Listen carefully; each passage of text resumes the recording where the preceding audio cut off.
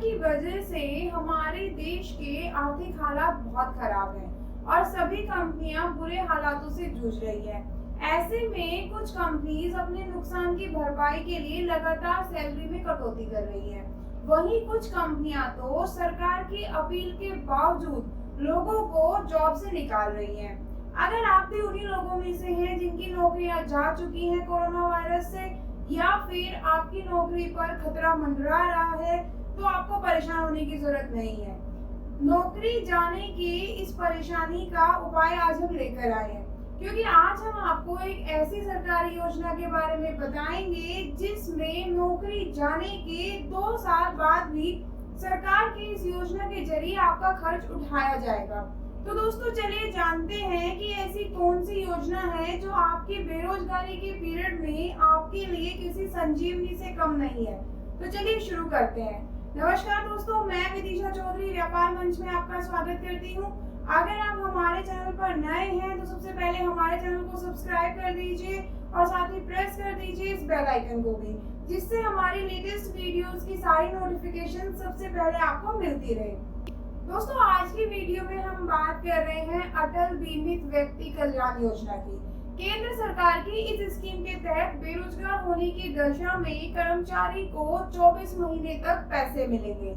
अगर आप organise sector में काम करते हैं और आपकी कंपनी आपका पीएफ और ईएसआई हर महीने आपकी सैलरी से काटती है, तो आप इस योजना का लाभ उठा सकते हैं। अगर किसी वजह से आपकी करंट जॉब जो है वो छूट जाती है, तो केंद्र सरकार आपको अगले 24 महीने तक पैसे देगी। प्राइवेट नौकरी करने वालों के लिए कर्मचारी राज्य बीमा निगम यानी ईएसआईसी की तरफ से ये बड़ी पहल शुरू की गई है। ईएसआईसी ने इस बारे में एक ट्वीट किया है। ट्वीट में कहा गया है कि अटल बीमित व्यक्ति कल्याण योजना के तहत आपकी नौकरी जाने पर सरकार आपको आर्थिक मदद देती है। किसी वजह से अगर आपका रोजगार छूट जाता है, तो उस छूट जाने का मतलब ये नहीं कि आपकी आमदनी का नुकसान होता है। तो दोस्तों, आइए जानते हैं कि इस स्कीम का एलिजिबिलिटी क्राइटेरिया क्या है, यानी कि किसको अटल बीमित व्यक्ति कल्याण योजना का फायदा मिलेगा। दोस्तों, आवेदक राहत का दावा करने की अवधि के दौरान बेरोजगार होना चाहिए, यानी कि बेरोजगार होने की स्थिति में ही इस स्कीम का लाभ मिलेगा। एप्लीकेंट को उसकी बेरोजगारी से ठीक पहले 2 साल की अवधि के लिए एलिजिबल जो रोजगार है उसमें होना चाहिए, यानी कि 2 साल कंटिन्यूस उसको जॉब में होना जरूरी है। आवेदक ने कम से कम 78 दिन प्रत्येक पूर्ववर्ती 4 योगदान अवधि के दौरान योगदान दिया हो, यानी कि ईएसआईसी में ये योगदान जरूर दिया हुआ हो। बीमित व्यक्ति के आधार और बैंक खाते को बीमित व्यक्ति डेटा आधार के साथ जोड़ा हुआ हो, यानी कि ईएसआईसी के रिकॉर्ड में भी जो पर्सन है, एप्लीकेंट है, उसका आधार और उसका बैंक अकाउंट नंबर ऐड होना चाहिए। अगर ये एलिजिबिलिटी क्राइटेरिया आप पूरा करते हैं, तो आप भी इस स्कीम का फायदा उठा सकते हैं। अटल बीमित व्यक्ति कल्याण योजना का लाभ उठाने के लिए ये एलिजिबिलिटी क्राइटेरिया होना जरूरी है। आइए अब जानते हैं कि इस योजना के लिए आप कैसे आवेदन कर सकते हैं। दोस्तों, अगर आप भी इस योजना का फायदा लेना चाहते हैं, तो आपको ईएसआईसी की अटल बीमित व्यक्ति कल्याण योजना के लिए रजिस्ट्रेशन कराना होगा। आप ईएसआईसी की वेबसाइट पर जाकर अटल बीमित व्यक्ति कल्याण योजना का फॉर्म डाउनलोड कर सकते हैं। अभी आप ऑनलाइन अप्लाई नहीं कर सकते। रजिस्ट्रेशन के लिए आपको फिजिकली जाना पड़ेगा, फॉर्म सबमिट करना पड़ेगा, तभी आपका रजिस्ट्रेशन होगा। आइए जानते हैं पूरा प्रोसेस। दोस्तों, फॉर्म डाउनलोड करने के लिए आप ईएसआईसी की वेबसाइट पर जाइए। ईएसआईसी की वेबसाइट पर कहां पर आपको ये फॉर्म मिलेगा, उसका पूरा लिंक मैंने नीचे डिस्क्रिप्शन बॉक्स में डाल दिया है। आप डायरेक्ट वहां पर क्लिक करके फॉर्म को डाउनलोड कर सकते हैं। इस फॉर्म को डाउनलोड करने के बाद आपको इसको भरना है और ईएसआईसी के किसी भी नजदीकी ब्रांच में जाकर इसको जमा करवाना होगा। फॉर्म के साथ साथ आपको 20 रुपए का नॉन जुडिशियल स्टैम्प पेपर पर नोटरी से एक एफिडेविट भी देना होगा।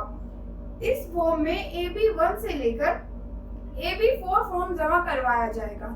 अटल बीमित व्यक्ति कल्याण योजना में आवेदन करने के लिए मोदी सरकार जल्दी ही ऑनलाइन सुविधा भी शुरू करने वाली है, मगर अभी ऑनलाइन सुविधा अवेलेबल नहीं है, इसीलिए आपको फिजिकली फॉर्म डाउनलोड करके ब्रांच में जाकर वहां पर सबमिट करवाना होगा।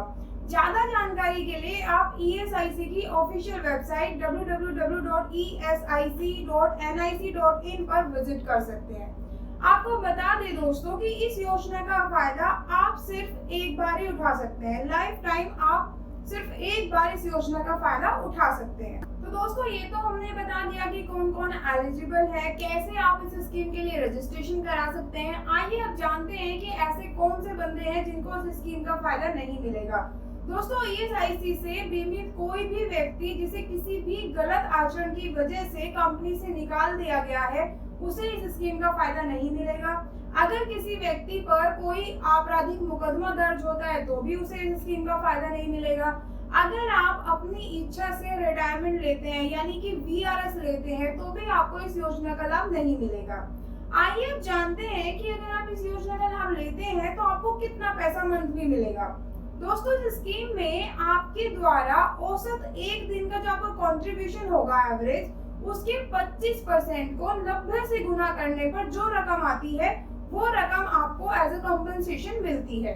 आइए इस रकम को एक एग्जांपल के जरिए समझते हैं। दोस्तों सपोज कीजिए कि आपकी जॉब 1 अप्रैल 2020 को छूट जाती है और आपने सितंबर 2018 से मार्च 2020 तक अपनी सैलरी में से ESI में योगदान दिया है। तो उसमें आपका जो कंट्रीब्यूशन पीरियड हुआ वो हुआ अक्टूबर 2019 से मार्च 2020 तक। टोटल जो दिन बैठे वो 182 दिन बैठे। इसमें जो आपकी वेजेज हुई वो 60,000 रुपए हुई। इसी तरीके से अप्रैल 2019 से सितंबर 2019 से कंट्रीब्यूशन पीरियड में टोटल जो डेज हुए वो 183 हुए और जो आपकी वेजेज हुई वो 60,000 रुपए हुई। वैसे ही अक्टूबर 2018 से मार्च 2019 तक आपके जो डेज थे वो 182 थे। आपकी वेजेज जो थी वो 60,000 रुपए थी। अप्रैल 2018 से सितंबर 2018 तक जो डेज थे वो 183 थे और जो वेजेस थी वो 60,000 रुपए थी। तो कुल दिन थे 730 और जो वेजेस थी वो थी टोटल 2,40,000 रुपए। तो 90 दिनों के हिसाब से जो हम फायदा अगर कैलकुलेट करें तो 2,40,000 को into divided by 730 multiply by 25 divided by 100, तो जो आपका बैठता है वो अमाउंट आपका कैलकुलेशन से बैठता है 7,397 रुपए। यानी कि 90 दिनों के हिसाब से अगर हम कैलकुलेशन करते हैं तो पूरी कैलकुलेशन का जो आपका निकल के आएगा वो 7,397 रुपए आएगा और यही आपको जो कंपनसेशन के तौर पर जो है वो 2 साल तक दिया जाएगा। तो दोस्तों इस योजना के तहत नौकरी जाने पर सरकार आपको 2 साल तक आर्थिक मदद देती रहती है। ये आर्थिक मदद हर महीने दी जाएगी। बेरोजगार व्यक्ति को ये लाभ उसकी पिछले 90 दिनों की औसत इनकम के 25% के बराबर दिया जाएगा। तो अब अगर कोरोना की वजह से आपकी नौकरी पर संकट बन गया है तो आप घबराइए नहीं, क्योंकि सरकार से आपको पूरी मदद मिलेगी और जो टाइम आपको लगेगा दूसरी जॉब को ढूंढने में, उस दौरान आपको अपने परिवार को आप कैसे चलाएंगे उसकी इतनी टेंशन लेने की जरूरत नहीं रहेगी, क्योंकि सरकार उसमें आपकी पूरी मदद करेगी। तो दोस्तों उम्मीद करते हैं कि आपको हमारी आज की वीडियो अच्छी लगी होगी।